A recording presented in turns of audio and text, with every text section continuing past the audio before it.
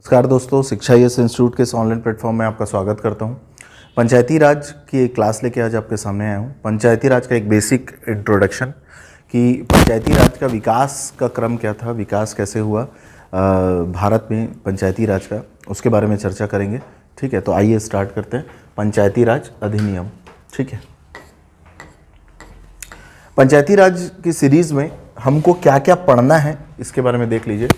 पंचायती राज का विकास जो आज हम पहली क्लास में पढ़ेंगे, ठीक है। उसके बाद साथ ही साथ जब अपन पंचायत पढ़ना चालू करेंगे तो ये दो चीज़ों को एक साथ पढ़ेंगे। ठीक है, ये तो ठीक है, ये वाला पोर्शन तो, लेकिन पंचायती राज अधिनियम 1993 और अनुच्छेद या आर्टिकल 243 से लेकर आर्टिकल 243O तक। ठीक है, ये है संवैधानिक उपबंध जो केंद्र सरकार द्वारा पंचायत के लिए किया गया है, और ये है छत्तीसगढ़ पंचायती राज एक्ट 1993 जो अभी वर्तमान में छत्तीसगढ़ में लागू है। ठीक है, तो इन दोनों के बारे में चर्चा करेंगे। उसके साथ साथ पंचायत को संवैधानिक निकाय का दर्जा दिया गया और 11वां अनुसूची या शेड्यूल जोड़ा गया।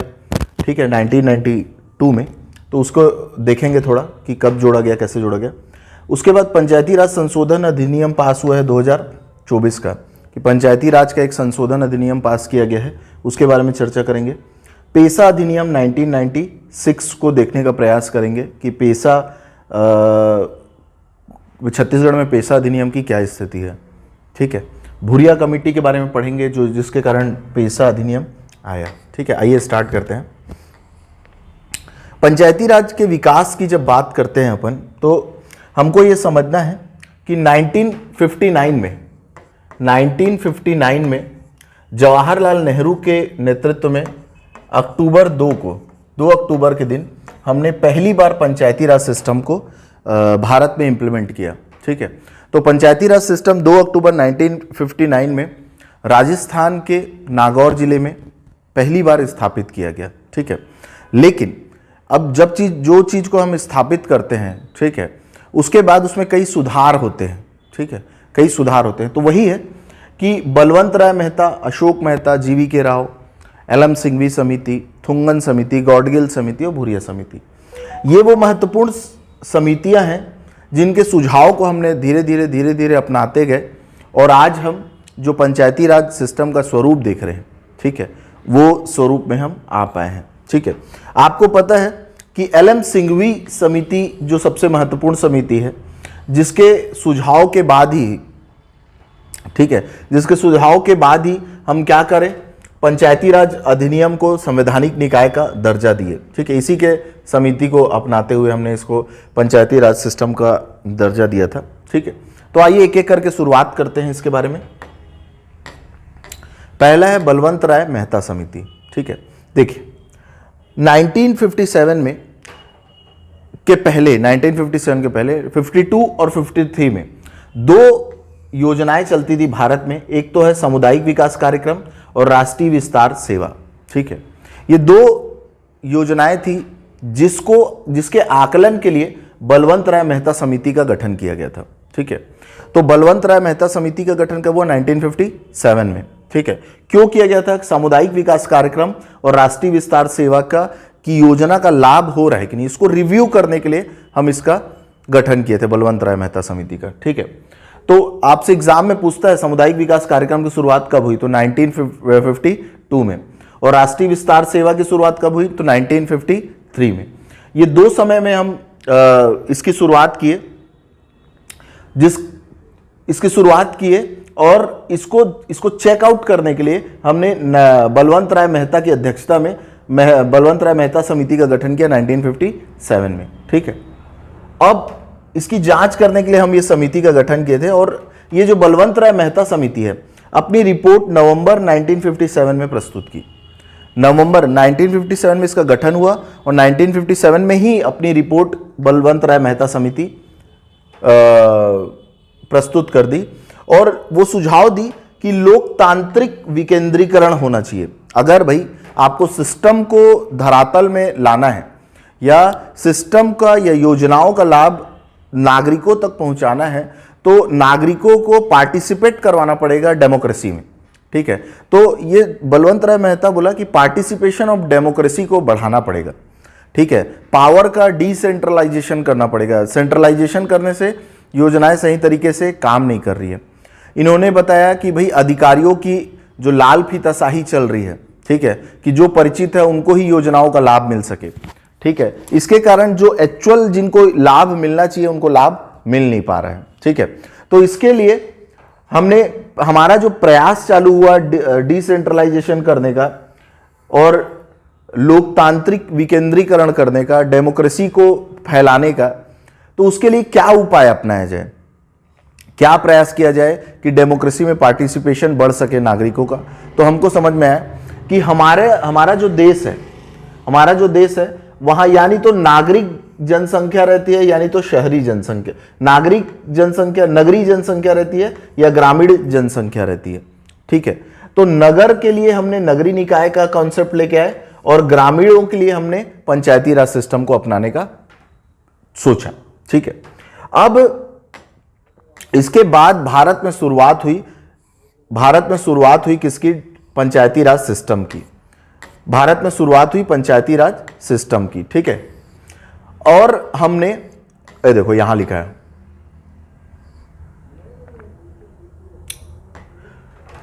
1958 में राष्ट्रीय विकास परिषद ने बलवंत राय मेहता की समिति की सिफारिशों को स्वीकार किया और उसके आधार पर देश में पंचायती राज व्यवस्था की शुरुआत की, ठीक है। राष्ट्रीय विकास परिषद आपको क्या है पता ही है कि पहले हमारे यहाँ जब हम मोदी जी के आने से पहले योजना आयोग चलता था, ठीक है।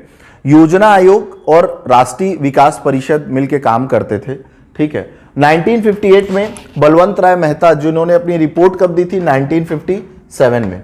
1957 में अपनी रिपोर्ट दी थी, उनकी रिपोर्ट को हमने 1958 में अपना लिया और 1959 में जवाहरलाल नेहरू के नेतृत्व में राजस्थान के नागौर जिले में 2 अक्टूबर 1959 में पंचायती राज सिस्टम की शुरुआत की, ठीक है।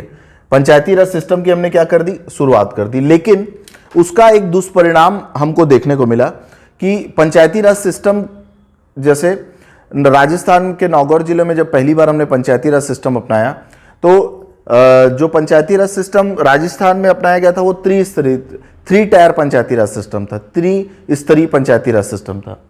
लेकिन जो पश्चिम बंगाल में पंचायती राज सिस्टम अपनाया गया वो 4 स्तरीय पंचायती राज सिस्टम अपनाया गया। आंध्र प्रदेश में जो पंचायती राज सिस्टम अपनाया गया वो 2 स्तरीय, केरल में 2 स्तरीय पंचायती राज सिस्टम अपनाया। तो पूरे पंचायती राज सिस्टम में एक रूपता नहीं थी। इसका कारण ये था कि जब हमने 2 अक्टूबर 1959 को पंचायती राज सिस्टम को स्थापित किया तो हमारा प्रयास ये था कि हम क्या करें कि पंचायती राज सिस्टम को राज्यों को छोड़ दें और राज्य अपनी स्थानीयता के आधार पे पंचायती राज सिस्टम को अंकुरित करे या उसको डेवलप करने का प्रयास करे। वो अपनी स्थानीयता को बरकरार रखते हुए एक सिस्टम बनाए जिसके कारण क्या होगा? पार्टिसिपेशन बढ़ेगा। लेकिन एकदम डाइवर्सिफाइड तरीके से फैलाने के चक्कर में हमने क्या किया? पूरे देश के हर राज्यों में अलग अलग पंचायती राज सिस्टम स्थापित कर दिया, ठीक है। तो इसको सुधारने की जरूरत थी। इसी के लिए हमने देखा कि भाई पंचायती राज सिस्टम उतने अच्छे तरीके से काम नहीं कर पा रहा है जितना पहले जिससे हमने उम्मीद की थी। इसी के लिए फिर अलग अलग कमेटी की सिफारिश होती गई। ये कमेटी बोली कुछ लेके आओ, एक कमेटी बोली कुछ लेके आओ। तो ऐसा ऐसा करके फिर पंचायती राज सिस्टम का जो आज वर्तमान स्वरूप है वो हमको देखने को मिलता है, ठीक है। अब देखो यहां क्या लिखा है, केंद्र सरकार ने इसके लिए कोई विशेष नमूना तैयार नहीं किया था, कोई विशेष नमूना तैयार नहीं किया था। यह पूरी तरीके से राज्यों के ऊपर छोड़ दिया गया था ताकि वे अपनी स्थानीयता की स्थिति के अनुसार इस नमूने का विकास करें। किंतु बुनियादी सिद्धांत और मुख्य आधारभूत विशेषताएं पूरे देश में समान होनी चाहिए, ठीक है। बुनियादी सिद्धांत जो है और मुख्य आधारभूत विशेषताएं जो है वो पूरे देश में एक समान होनी चाहिए, ठीक है। तो ये सिस्टम में हम काम करना चालू किए, किसमें? पंचायती राज सिस्टम के लिए, ठीक है। अब क्या हुआ, एक एक करके देखते हैं कौन कौन सी समिति क्या क्या सिफारिश की थी। जैसे पहला बलवंत राय मेहता समिति की क्या सिफारिश थी? देखो एक चार्ट में हम पूरा बलवंत राय मेहता को समझ लेते हैं। बलवंत राय मेहता की सिफारिश, बलवंत राय मेहता बोले सबसे पहले तो वो बोले 3 स्तरीय पंचायती राज होना चाहिए। 3 टायर पंचायती राज सिस्टम होना चाहिए। वो बोले जिला स्तर पे 1, ब्लॉक स्तर पे 1 और ग्राम स्तर पे 1। ग्राम स्तर के लिए बोले वो ग्राम पंचायत बना दो जो आज भी है।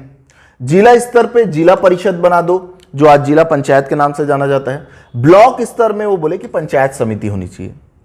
ब्लॉक स्तर में वो बोले कि एक पंचायत समिति का निर्माण कर दो, ठीक है। और ये पंचायत समिति का निर्माण कर दो मतलब जिला स्तर पे जिला परिषद, ब्लॉक स्तर पे पंचायत समिति और ग्राम स्तर में ग्राम पंचायत, ठीक है। ये 3 स्तरीय पंचायती राज सिस्टम का नमूना पेश किया। और उसके बाद फिर वो सुझाव देते हैं कि ग्राम पंचायत का जो चुनाव होगा वो इनडायरेक्ट फॉर्म में होना चाहिए, अप्रत्यक्ष तरीके से करो, और ये एक सलाहकारी निकाय के रूप में इसका विकास करो, ठीक है। पंचायत समिति जो कि ब्लॉक में रहेगी उसके लिए बोला डायरेक्ट इलेक्शन हो और कार्यकारी निकाय के रूप में इसको विकसित करो। और जिला परिषद के लिए बोला कि इनडायरेक्ट होना चाहिए और सलाहकारी निकाय होना चाहिए। मतलब पूरा काम करने की जिम्मेदारी किसके ऊपर छोड़ दिया गया? पंचायत समिति के ऊपर। और ग्राम पंचायत और जिला परिषद दोनों इसको क्या करेंगे? सलाह देंगे काम के लिए, ठीक है। और ये डायरेक्ट इलेक्ट होगा। इसमें कुछ खामियां थी। इसके 3 स्तरीय को हमने अपना लिया, त्रिस्तरीय, बाकी को हमने छोड़ दिया, राज्यों के ऊपर छोड़ दिया, भाई कैसे अपनाना है आप अपनाओ, ठीक है। तो ये इसका सलाह क्या था? 3 स्तरीय रहेगा, जिला परिषद, पंचायत समिति और ग्राम पंचायत। सलाह कार्यकारी निकाय कौन रहेगी? पंचायत समिति। उसके बाद क्या बोलते हैं? उसके बाद दूसरी जो कमेटी बनी अशोक मेहता कमेटी बनी, ठीक है। अशोक मेहता कमेटी का गठन कब हुआ था? 1977 में। इसको याद करना है तो ऐसे ही कर सकते हो। 1957 में कौन बनी थी? बलवंत राय मेहता। उसके 20 साल के बाद क्या बनी? अशोक मेहता। 1977 में कौन सी समिति का गठन किया गया? अशोक मेहता कमेटी का गठन किया। तो 1977 में जनता पार्टी की सरकार ने अशोक मेहता, आपको पता है कि इमरजेंसी का काल था, 75 में इमरजेंसी लगी थी और जनता पार्टी की सरकार का गठन हुआ था। तो 1977 में जनता पार्टी की सरकार ने अशोक मेहता की अध्यक्षता में इस समिति का गठन किया ताकि पंचायती राज के पद्धति के पुनर्जीवित किया जा सके, अच्छे तरीके से पंचायती राज सिस्टम को और लागू करने का प्रयास किया जाए। ऐसा सोच के मोरारजी देसाई क्या किए? पंचायती, क्योंकि मोरारजी देसाई की जो सरकार थी वो सुधारवादी कदम देना चाहती थी। वो कांग्रेस के बदले स्थापित होना चाहती थी। मतलब लोग सिर्फ कांग्रेस को मत देखे, हमारे साइड भी देखे, उनका ये था। तो प्रयास बहुत किए, लेकिन सफल कितना हो पाए वो तो हमको पता ही है, ठीक है। अशोक मेहता बोले कि 2 स्तरीय पंचायती राज सिस्टम होना चाहिए, ठीक है। क्या बोले वो? 2 स्तरीय पंचायती राज। एक जिला स्तर में तो जिला परिषद, ठीक है। उसके नीचे जो ब्लॉक और ग्राम पंचायत था उसके जगह बोले वो मंडल स्तर होना चाहिए, ठीक है। मंडल स्तर होना चाहिए और मंडल स्तर में मंडल पंचायत का गठन होना चाहिए। किसका गठन होना चाहिए? मंडल पंचायत। भारतीय जनता पार्टी का जो संगठन है, ठीक है, उसमें मंडल प्रमुख का कॉन्सेप्ट आज भी देखने को मिलता है, ठीक है।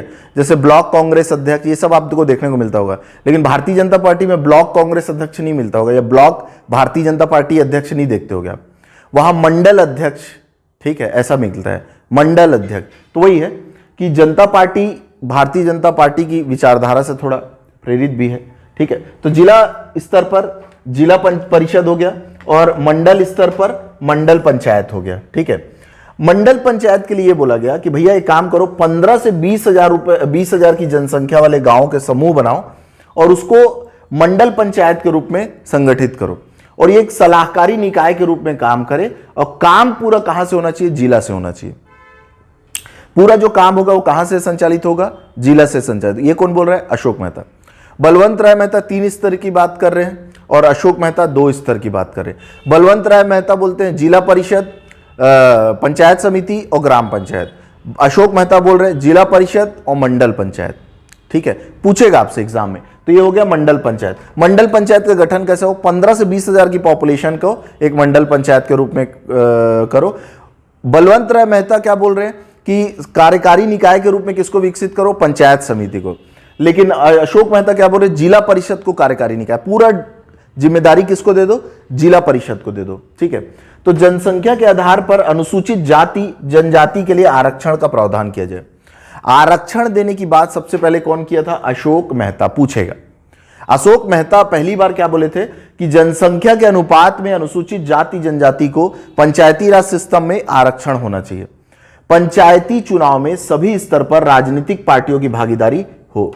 पंचायती स्तर में सभी स्तर पे क्या होना चाहिए, राजनीतिक जो पार्टियां हैं उनकी भागीदारी को सुनिश्चित करना चाहिए। ये कौन बोला था, अशोक मेहता बोले थे। लेकिन आपको पता है आज भी पंचायती राज सिस्टम में राजनीतिक पार्टियों की भागीदारी रहती है क्या, कतई नहीं रहती। ठीक है, तो ये दो हो गया। इसके बाद आगे बढ़ते हैं। जीवीके राव समिति, जीवीके राव समिति प्रत्येक 5 वर्ष में चुनाव सिफारिश की। ठीक है, मतलब जीवीके राव समिति का गठन कब हुआ था, 1985 में। 1985 में जीवीके राव समिति का पहला बलवंत राय मेहता 1957, उसके 20 साल बाद अशोक मेहता 1977, उसके बाद 85 में, 86 में, 88 में और 96 में।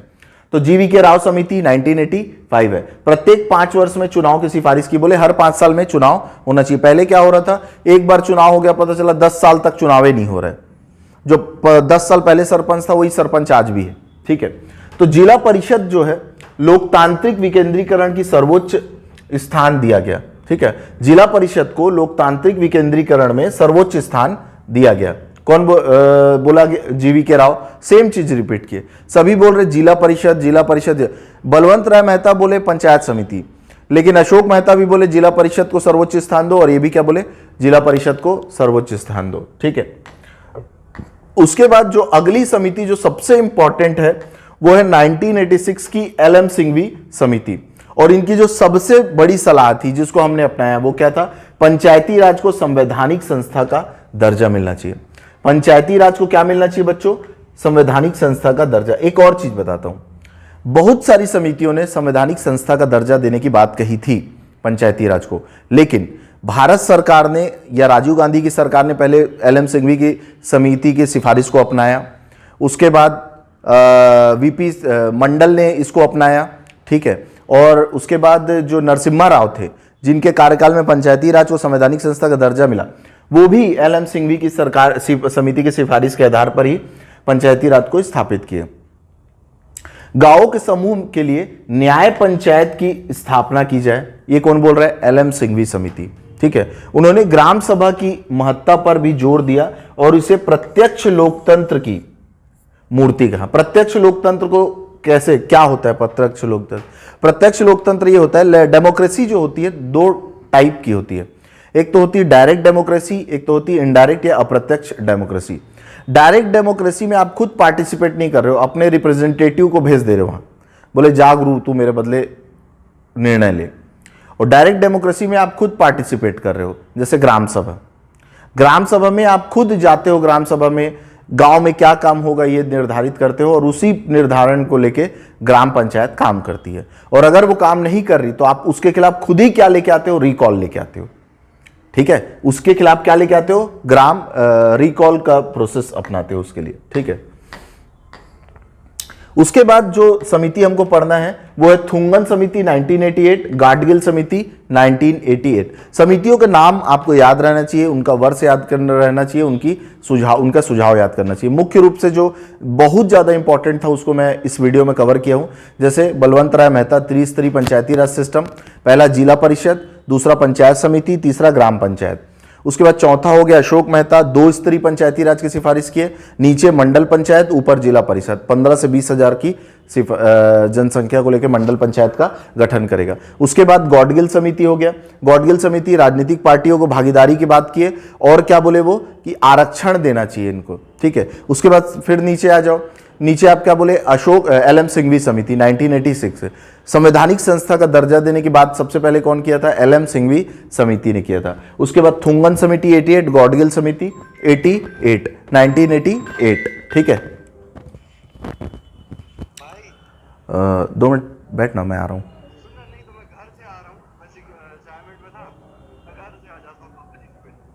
ठीक है, आप फिर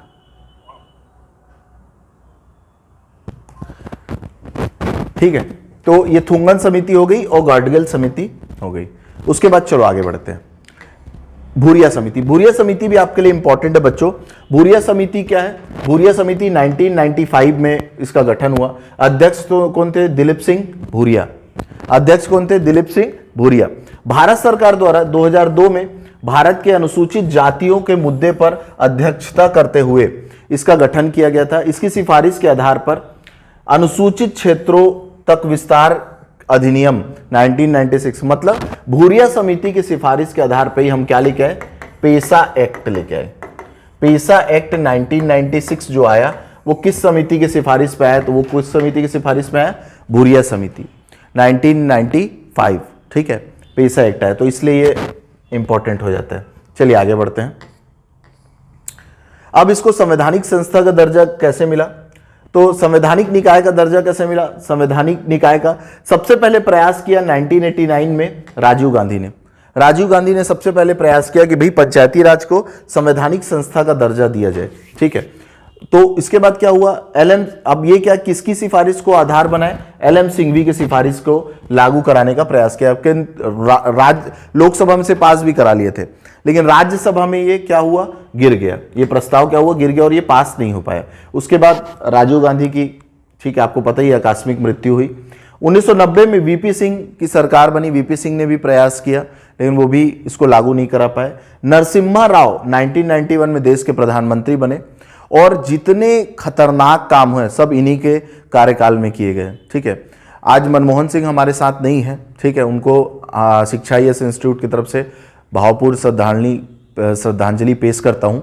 लेकिन मनमोहन सिंह और नरसिम्हा राव दोनों की टीम बहुत शानदार थी, किसी का क्रेडिट नहीं लेना चाहिए, लेकिन नरसिम्हा राव को जितना क्रेडिट मिलना चाहिए उतना क्रेडिट नहीं मिल पाया। जितना वो डिजर्व करते थे उतना उनको क्रेडिट नहीं मिल पाया, क्योंकि GST जब लागू हुआ तो GST का क्रेडिट मोदी को मिला ना।